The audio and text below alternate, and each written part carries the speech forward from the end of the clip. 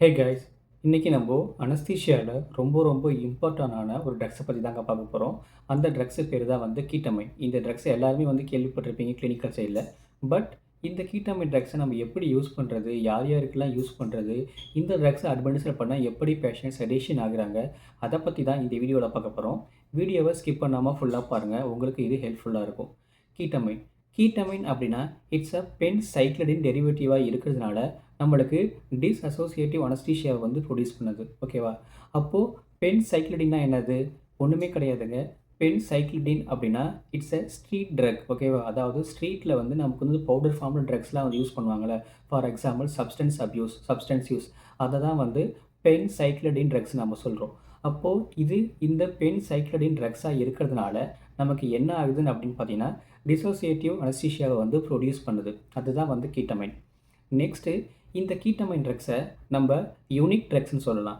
ஏன் அப்படி சொல்லலாம்னு பார்த்தீங்கன்னா, இந்த ட்ரக்ஸை நீங்கள் அட்மினிஸ்டர் பண்ணும்போது இது உங்களுக்கு ஹிப்னாட்டிக் எஃபெக்ட், அனல்ஜீசியா எஃபெக்ட், அம்னீஷியா எஃபெக்டை வந்து என்ன பண்ணுது, ஒரு இம்பார்ட்டன்ட் ஃபியூச்சராக வந்து ஸ்டிமுலேட் பண்ணுது.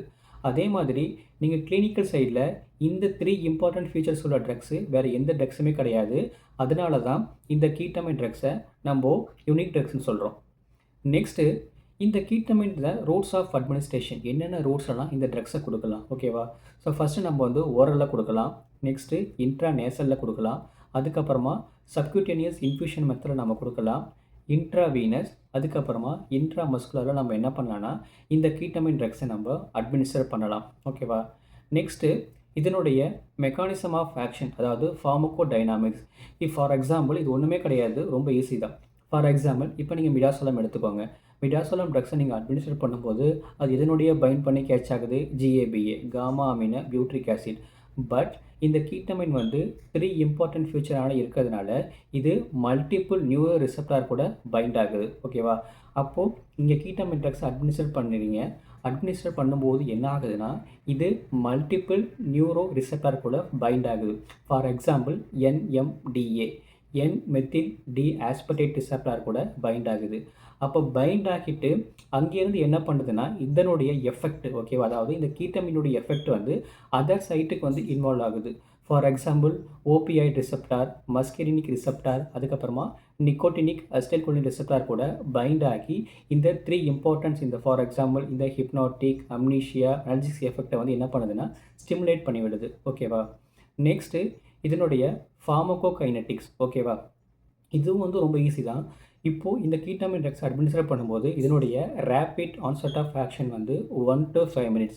பட் நீங்கள் தியோபெனான் ட்ரக்ஸை கம்பேர் பண்ணும்போது இது அதிகம் தான். ஏன்னா தியோபெனான் ட்ரக்ஸ் வந்து பார்த்தீங்கன்னா 30 to 60 செகண்ட்ஸில் என்ன ஆகும்னா வந்து ஆன்செட் ஆஃப் ஆக்ஷன். பட் இந்த கீட்டமைன் வந்து 1 to 5 minutes ஆகும். பட் அதே நீங்கள் ஐவியில் கொடுக்கும்போது 1 minute to 2 minutes ஆகும். பட் நீங்கள் ஐஎம்மில் கொடுக்கும்போது மேக்ஸிமம் 5 minutes வரைக்கும் என்ன ஆகுனா இதனுடைய ஆன்செட் ஆஃப் ஆக்ஷன். அதாவது இன்னும் ஈஸியாக சொல்ல போனோம்னா நீங்கள் எந்த ரூட்டில் கொடுக்குறீங்களோ அந்த ரூட்டுக்கு தகுந்த மாதிரி உங்களுடைய ஆன்செட் ஆஃப் ஆக்ஷன்ஸ் வந்து வேரியேஷன் ஆகும். நெக்ஸ்ட்டு இந்த கீட்டமைன் ட்ரக்ஸை நீங்கள் அட்மினிஸ்ட்ரேட் பண்ணும்போது இது என்ன பண்ணுதுன்னா பென் சைக்ளடின், அதாவது நம்ம பாடியில் இருக்கக்கூடிய எங்கெங்கெல்லாம் வந்து ஹை பர்ஃப்யூஸ்டு டிஷ்யூ இருக்கோ அங்கே தான் வந்து ஸ்டோர் ஆகும். அப்போ ஹை பர்ஃப்யூஸ்டு டிஷ்யூ எங்கே இருக்குது? நம்மளுடைய பிரெயினில் இருக்குது. ஓகேவா? இப்போ பிரெயினுக்கு போயிட்டு அங்கேருந்து என்ன பண்ணுது அப்படின்னா நம்மளுடைய பிளட் பிரெயின் பேரியருக்கு வந்து கிராஸ் ஆகுது. ஸோ இதுதான் வந்து இந்த கீட்டமினுடைய ஃபார்மகோகைனெட்டிக்ஸ். ஓகேவா? நெக்ஸ்ட்டு இந்த கீட்டமின் ட்ரக்ஸை நீங்கள் அட்மினிஸ்டர் பண்ணுவீங்க. பண்ணுறதுக்கு அப்புறமா இது பாடியில் என்னென்னலாம் ஃபங்க்ஷன், என்னென்னலாம் ஆக்ஷனை பண்ணுது. ஓகேவா? ஸோ அதில் ஃபஸ்ட்டு வந்து பார்த்தீங்கன்னா வந்து CNS, சென்ட்ரல் நர்வஸ் சிஸ்டம். இந்த ட்ரக்ஸை நீங்கள் அட்மினிஸ்டர் பண்ணும்போது என்ன ஆகும்னா நம்மளுடைய வெசல்ஸ் ஃபுல்லாக டைலட்டேஷன் ஆகும். ஏன்னா இந்த கீட்டமைன் வந்து வேசோ டைலட்டேஷன். ஓகேவா? வேசோ டைலேஷன். அப்போ வேசோ டைலட்டேஷன் என்னது? நம்மளுடைய பிளட் வெசல்ஸில் வந்து ரிலாக்ஸேஷன், அதாவது டைலேட் பண்ணிவிடும். அதுதான் வந்து வேசோ டைலட்டேஷன் ட்ரக்ஸ்னு நம்ம சொல்கிறோம். அப்போது நீங்கள் கீட்டமைன் ட்ரக்ஸை அட்மினிஸ்டர் பண்ணும்போது நம்ம பிரெயினில் இருக்கக்கூடிய செரிப்ரல் ஆர்ட்ரி வந்து என்ன ஆகுனா வந்து ஃபுல்லாக டைலேட் ஆகுது. அப்போ டைலேட் ஆகிறதுனால என்ன ஆகுதுன்னா நம்மளுடைய செரிப்ரல் பிளட் ஃப்ளோ வந்து இன்க்ரீஸ் ஆகுது. அப்போ இன்க்ரீஸ் ஆகிறதுனால நம்மளுடைய ICP, அதாவது இன்ட்ராக்ரேனியல் ப்ரெஷருமே வந்து என்ன ஆகுதுன்னா வந்து இன்க்ரீஸ் ஆகுது. அதனால் மோஸ்ட்லி எந்த ஒரு ஹெட் இன்ஜுரி பேஷண்ட்டுக்குமே இந்த கீட்டமைன் ட்ரக்ஸை வந்து அட்மினிஸ்டர் பண்ண மாட்டாங்க. இதனால் வந்து ஐசிபி ரைஸ் ஆகும். அப்போ ஐசிபி ரைஸ் ஆகிறது நம்ம எப்படி கண்டுபிடிக்கலாம்னு பார்த்தீங்கன்னா, அதை தான் நம்ம வந்து குஷிங் ட்ரையட்னு சொல்லுவோம். ஸோ குஷிங் ட்ரையட் அப்படின்னா வந்து ஜஸ்ட் ஒரு ட்ரையாங்குலர் ஷேப்பில் இருக்கும். ஜஸ்ட் ஒரு ஃபார்மாலிட்டிக்கு ட்ரையாங்குலர் ஆங்கிளில் இருக்கும். அதில் பேஷண்ட் வந்து பிராடிகார்டியாக போவாங்க. வைடனிங் ஆஃப் பல்ஸ் இருக்கும். ப்ளஸ் வந்து பிளட் ப்ரெஷருமே வந்து ரைஸ் ஆகும். இதை தான் வந்து குஷிங் ட்ரையட்னு சொல்லுவாங்க.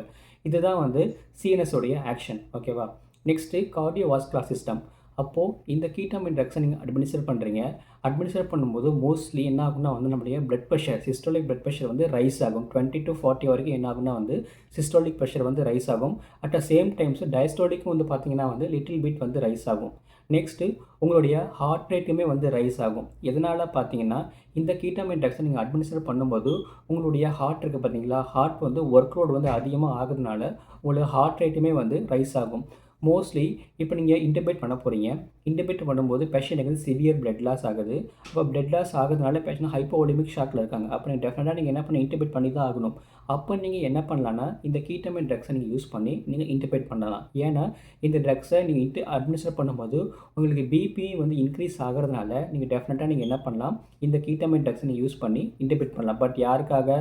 மோஸ்ட்லி ஹைப்போடென்ஷன் உள்ள பேஷண்ட் தான் நம்ம என்ன பண்ண முடியும், இந்த கீட்டமைன் ட்ரக்ஸை நீங்கள் வந்து அட்மினிஸ்டர் பண்ணி இன்டபேட் பண்ண முடியும். இந்த கீட்டமைன் ட்ரக்ஸுடைய கான்ட்ரா இண்டிகேஷன் யார் யாருக்கெல்லாம் கொடுக்கக்கூடாது, ஓகேவா?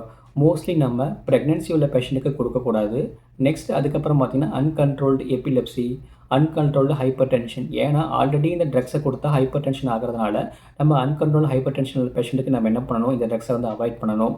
Next hyper thyroidism with thyroid medication உள்ள பேஷண்ட்டுக்கு நம்ம என்ன பண்ணணும், இந்த ட்ரக்ஸை நீங்கள் வந்து அவாய்ட் பண்ணணும். ஓகேவா? இதுதான் வந்து மோஸ்ட்லி காமன் கான்ட்ரா இண்டிகேஷன்.